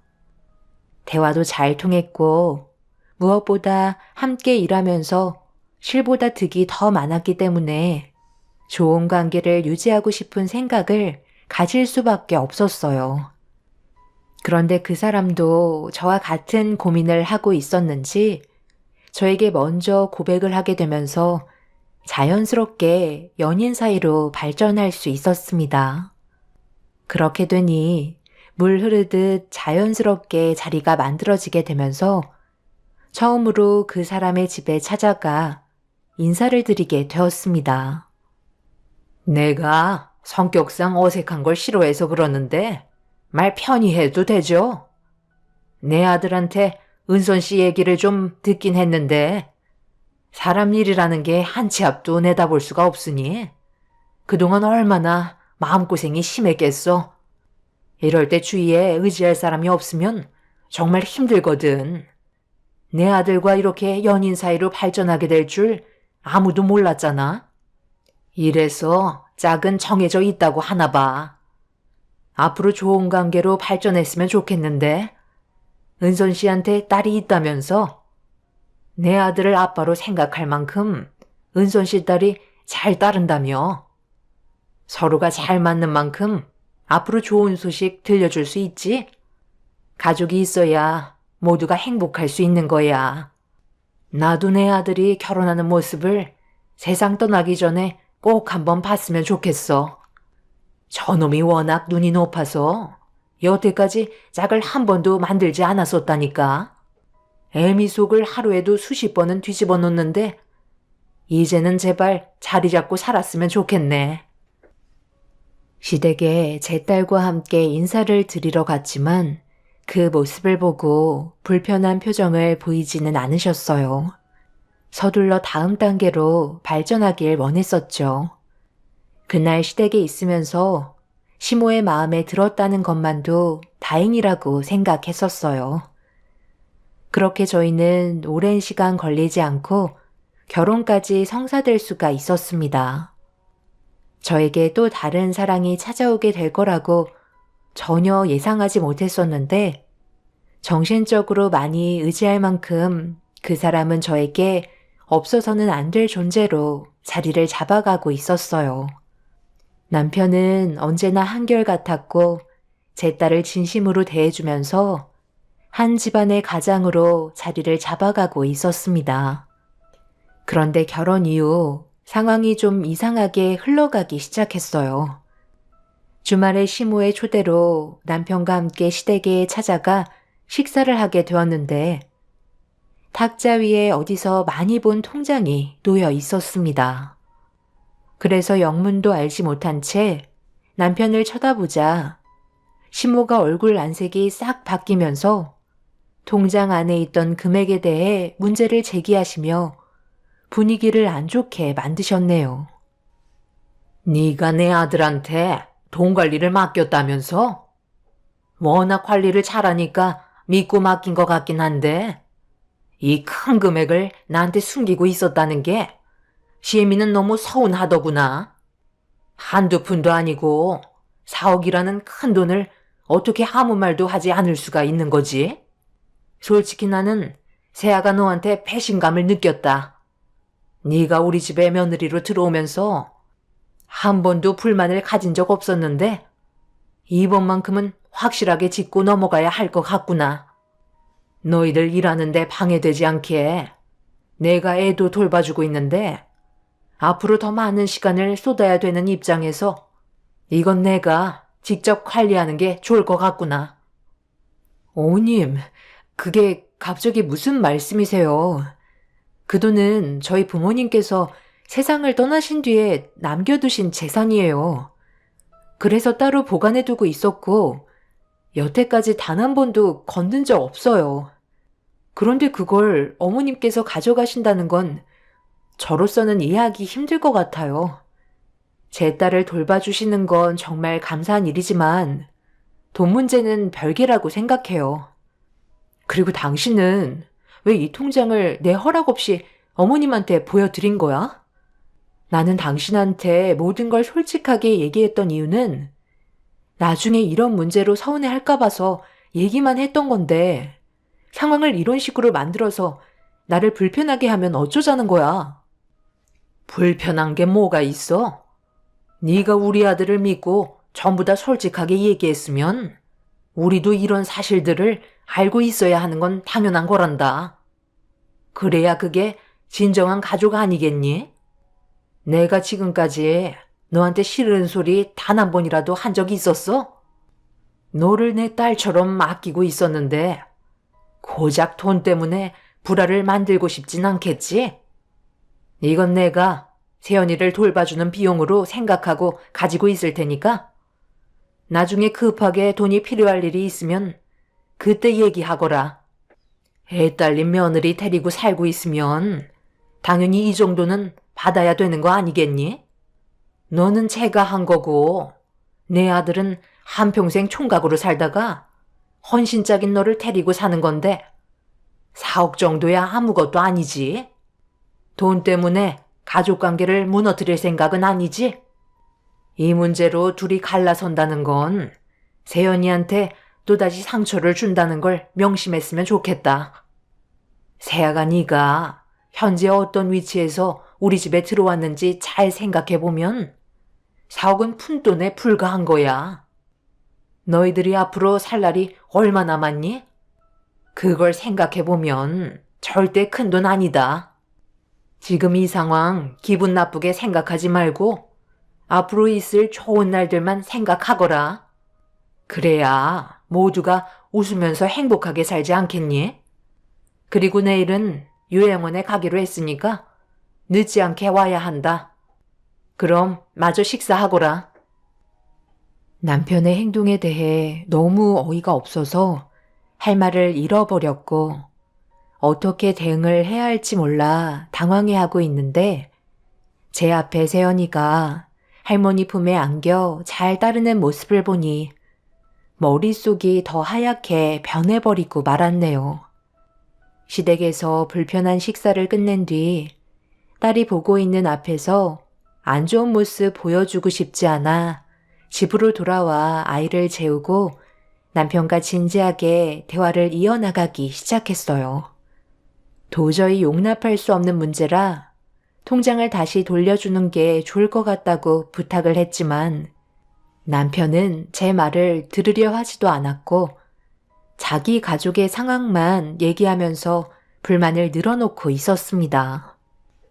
아까 우리 엄마가 하는 말 못 들었어? 나는 처음 하는 결혼이었지만 당신은 나와 재혼을 한 거잖아. 그런데 그것도 모자라 세연이까지 딸려 있는데 우리 입장에서는 당연히 불만이 있을 수밖에 없겠지. 그런데 그걸 해소시킬 수 있는 게 당신 통장인데 왜 아까 얘기 끝난 걸 또다시 문제 제기를 하는 건데? 엄마가 말씀하셨었잖아. 앞으로 우리가 버는 돈이 훨씬 많을 텐데 그게 그렇게 아까운 거야? 당신이랑 나와의 사이가 이것밖에 안 되는 거였어? 다시 한번 얘기하지만 우리 관계가 좋아질 수 있는 방법이 돈이라면 그걸 아까워하지 않았으면 좋겠어. 돈보다 중요한 게 우리 사이고 앞으로 세연이가 행복하면 되는 거잖아. 모두가 웃을 수 있는 상황을 당신이 만들어줄 수 있는 건데 그걸 걷어차게 되면 모두가 불행해지는 거라고. 나는 지금 그것만 문제가 있다고 생각한 게 아니라고. 내가 당신한테 모든 걸 털어놓은 이유는 나중에 돈 문제로 사이가 멀어질 수도 있을지 모른다는 생각 때문에 미리 얘기한 것 뿐인데 나와는 한마디 상의도 없이 내 통장을 어머님한테 드렸다는 게 너무 화가 난다는 거야. 한마디 해주는 게 그렇게 어려운 것도 아닌데 정작 통장 주인인 나한테는 비밀로 하고 어머님한테 건네드렸으면서 그런 상황을 나한테 받아들이라는 거야? 아무리 생각해봐도 이건 아닌 것 같아. 그리고 돈으로 관계를 유지하는 게 진정한 가족일까? 다시 한번 말하지만 내일 아버님이 계신 요양원에 갈 때 확실하게 얘기해 줬으면 좋겠어. 그 자리에서 난리를 치지 않은 이유는 당신이랑 충분히 얘기해서 원래대로 돌려놓기 위해 어머님 댁에서 더는 말하지 않은 거야.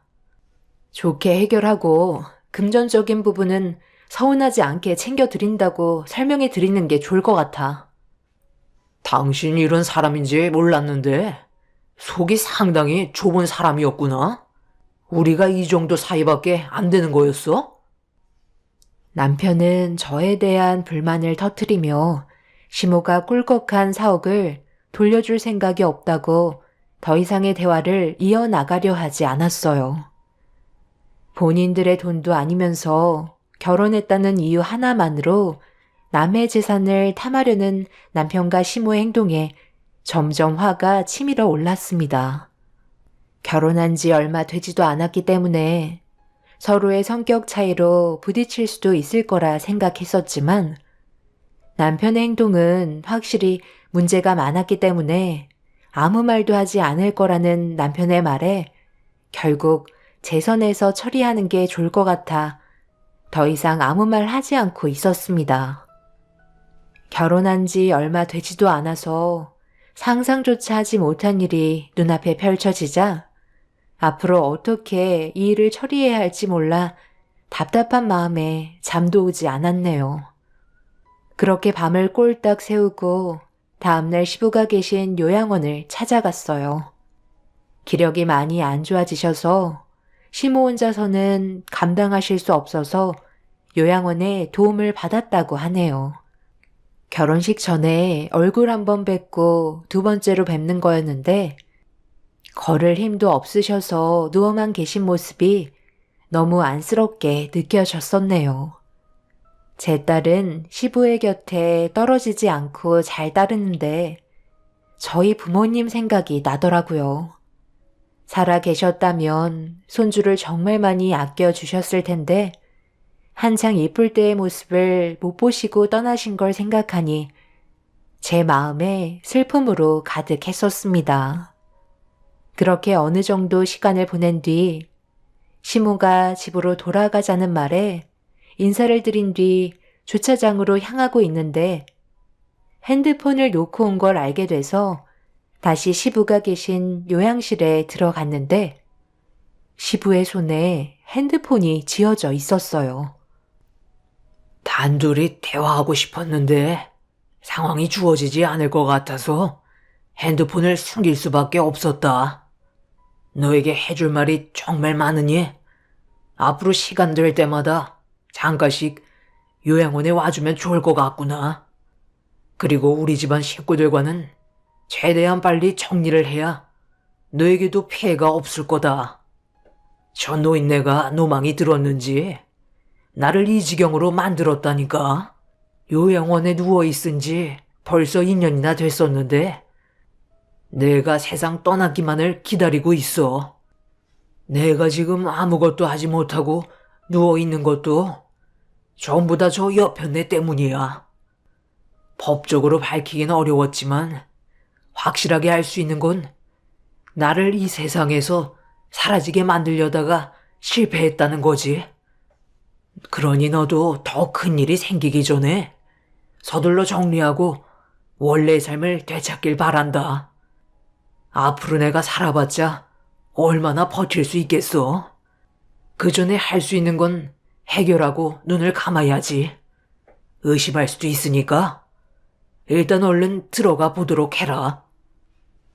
시부의 말에 너무 큰 충격을 받은 터라 머릿속이 혼란만 가득 차게 되었고 서둘러 주차장으로 향하려는데 요양실 문이 열리면서 시모가 왜 이렇게 안 오냐며 저와 시부의 분위기를 살피고 있었어요. 꼭 무언가 감시하고 있는 듯한 느낌이 들었고 온몸에 소름이 돋아 떨리는 목소리로 침대 밑에 핸드폰이 떨어져서 꺼내는데 시간이 들었다며 서둘러 요양실 문을 열고 나와 주차장으로 걸어가 차에 올라타게 되었네요. 그날 시부가 했던 말들을 대충 정리해보면 시모와 시부의 사이가 좋지 않다는 걸 알 수 있었고 요양원에 보낸 이유는 시모의 계획이 실패로 돌아가 어쩔 수 없이 선택한 걸 알 수 있었습니다. 제 통장에 욕심을 보인 것도 그렇고 시부의 재산도 탐을 내려는 모습을 보니 더는 이 집안에 있으면 안 될 것 같아 서둘러 정리하는 게 좋을 것 같다고 판단하게 되었어요. 그렇게 집으로 돌아온 뒤에 아무렇지도 않게 평소처럼 행동을 했고 다음날 남편에게는 잠깐 볼일을 보러 간다고 둘러댄 후에 은행을 찾아가 4억이 들어간 통장을 다시 원래대로 돌려놓고 매장으로 돌아왔네요. 그런데 잠시 뒤 시모한테 전화가 왔어요. 예상했던 대로 통장에 문제가 생겼다는 걸 아시게 된 거였죠. 말도 안 하고 비밀번호를 바꿔서 화가 많이 나셨는지 아침부터 매장으로 찾아오셔서 난리를 치며 원래대로 돌려놓으라고 막말을 퍼부으셨습니다. 남편도 당황했는지 어떻게 된 일이냐고 물어보는 말에 아무 말도 하지 않고 있었어요. 그러자 시모는 제가 한 행동에 대해 후회할 거라며 분노하신 모습으로 매장을 뒤집어 놓으신 뒤 나가셨습니다. 남편에게는 당연히 내 것을 가지고 온 것뿐이라고 얘기했지만 남편은 실수하는 거라고 사색이 된 얼굴로 어질러진 매장을 정리하고 있었네요. 그런데 몇 시간 뒤에 엄청난 일이 벌어지고 말았고 급하게 시모에게 전화를 걸고 말았어요. 유치원을 갔는데 시모가 제 딸을 데리고 갔다며 어쩔 수 없었다는 표정을 보이고 있었어요. 제가 시모가 와도 절대 딸을 맡기지 말라고 사정을 했었는데 제 딸이 할머니한테 달려가 품에 안겨서 더는 막을 수 없었다는 충격적인 말을 듣게 되었고 시모는 제 전화를 받지 않았습니다. 그렇게 한참의 시간 동안 시댁에도 가보고 정신 나간 사람처럼 평소에 시모와 함께 있던 공원이나 근처 갈 만한 곳은 다 찾아다녔지만 어디에서도 찾을 수가 없었어요. 아무것도 하지 못한 채 결국 주저앉아 오열을 하고 있는데 시모에게 문자 한 통이 왔고 알려주신 주소로 급하게 달려갔습니다. 지금 뭐 하시는 거예요? 제 딸은 어디 있어요? 왜 옆에 없는 거죠? 이건 범죄나 다름없다고요. 빨리 데려와 주세요. 너 지금 시애미한테 말하는 게 아주 버릇이 없구나. 그렇게 나오면 내가 순순히 세연이를 너한테 돌려줄 것 같니? 나는 전혀 모르는 일이다. 걔가 어디 갔는지 내가 알게 뭐야? 시애미를 무시했으니 당연한 결과가 따라온 거 아니겠어? 4억 드릴 테니까 제 딸 돌려주세요. 지금 어디 있냐고요? 빨리 얘기하지 않으시면 경찰에 신고하겠어요. 경찰에 신고를 하겠다고? 지금 누가 상황이 안 좋은지 모르나 본데? 너 지금 그 말 책임질 수 있는 거지? 앞으로 평생 동안 너는 세연이 얼굴 볼 수 없을 거다. 나는 더 이상 할 말이 없을 것 같네. 먼저 자리에서 일어날 테니까 세연이 잘 찾아보렴. 결국 시모의 돌발 행동 때문에 무릎을 꿇게 되었고 4억을 드리겠다며 제 딸을 돌려달라고 손이 발이 되도록 빌고 말았습니다. 저를 한참 동안 쳐다보던 시모는 마지막 기회라면서 시모의 통장에 4억을 이체시키길 원하셨고 저는 은행에서 급하게 시모의 계좌로 4억을 이체시키게 되었네요. 그리곤 다시 시모와 대화를 나눴던 장소에 도착한 순간 그 자리에 주저앉아 오열을 하고 말았습니다. 제 눈앞에 시모는 없었고 제 딸이 앉아 있었네요. 세연이는 지금의 상황을 아무것도 알지 못한 듯 할머니가 빵이랑 우유를 사줬다면서 좋아하고 있었어요. 그날이요, 더는 시댁과의 인연을 만드는 건 저와 제 딸에게 더 큰 문제가 생길지도 모른다는 생각에 집으로 돌아가 남편에게 이혼하자고 서류를 내밀었네요. 남편은 무슨 일이 있었는지 시모에게 대충 얘기를 들었는지 이혼 서류에 도장을 찍어줬고 다음 날부터 매장에 출근하지 않겠다며 방에 들어가 미리 싸놓은 짐을 꺼내 집 밖을 나가면서 저와의 인연을 마무리 지었습니다. 4억이라는 돈이 들어왔으니 더 이상 미련이 없다고 생각했었는지 매몰차게 버리는 남편의 모습은 제가 알지 못했던 다른 사람 같았어요. 저는 딸의 안전이 더 우선이었기 때문에 4억은 제 머릿속에서 잊어버리기로 했고 그 지역에서 살고 싶지 않아 모든 걸 정리한 뒤에 다른 지역에서 새 출발을 하게 되었습니다. 인생을 살면서 제일 쓴 경험을 했던 날이었죠. 그런데 제 딸이 할아버지가 보고 싶다며 몇 날 며칠을 보채길래 마지막으로 인사는 드려야 할 것 같아 요양원을 찾게 되었고 그날 정말 많은 눈물을 흘리면서 시모에게 당했던 일들을 털어놓게 되었어요. 시부는 자기 몸이 온전치 않아서 미안하다며 고개를 떨구셨고 그날 시부는 세상을 떠나기 전에 모든 걸 바로 잡겠다며 저와 많은 대화를 주고받으며 앞으로 있을 일들에 대해 미리 대비를 하는 준비를 하게 되었습니다.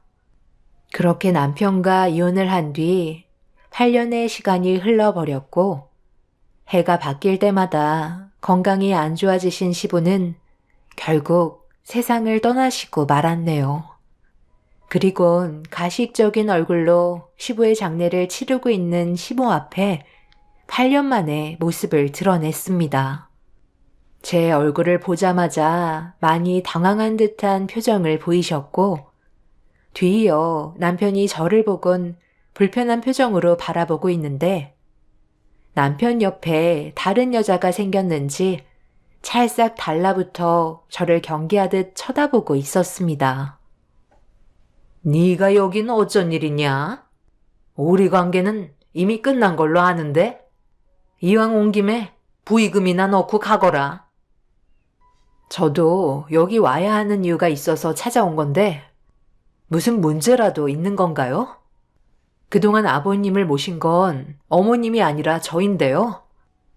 어떻게 된 게 8년 동안 단 한 번도 요양원에 찾아오지 않으실 수 있으세요?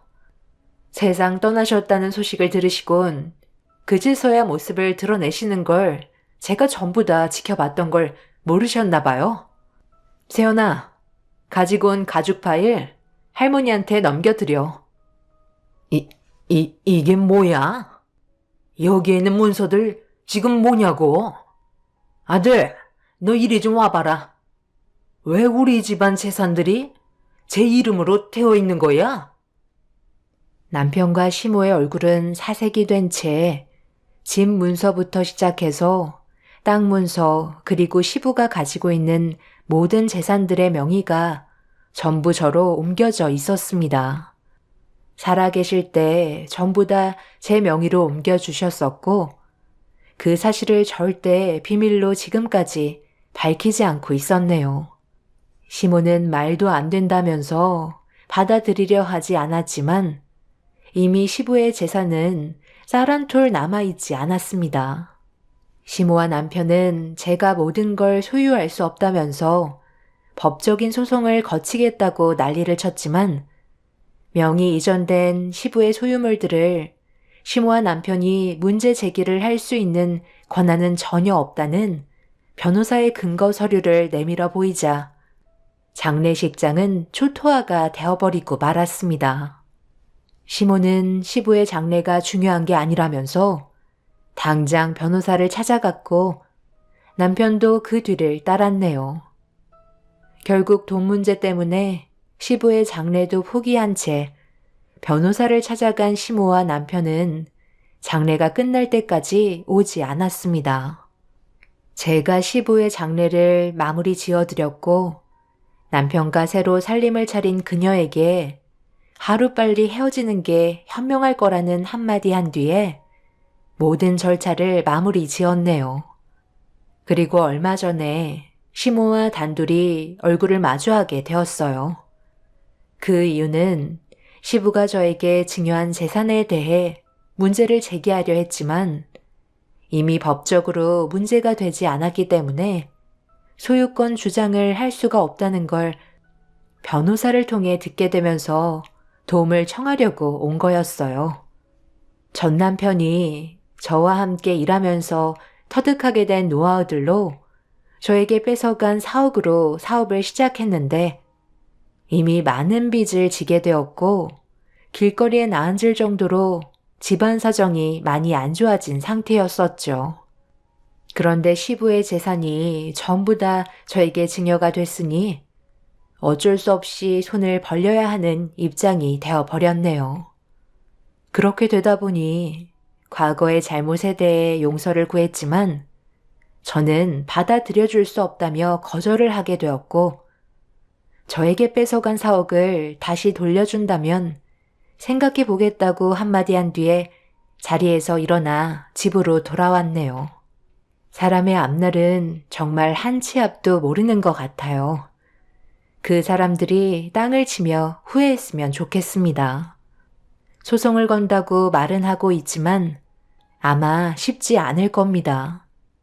그 사람들에겐 더 이상 재산이 남아있지 않거든요. 제 사연 들어주신 분들 감사합니다.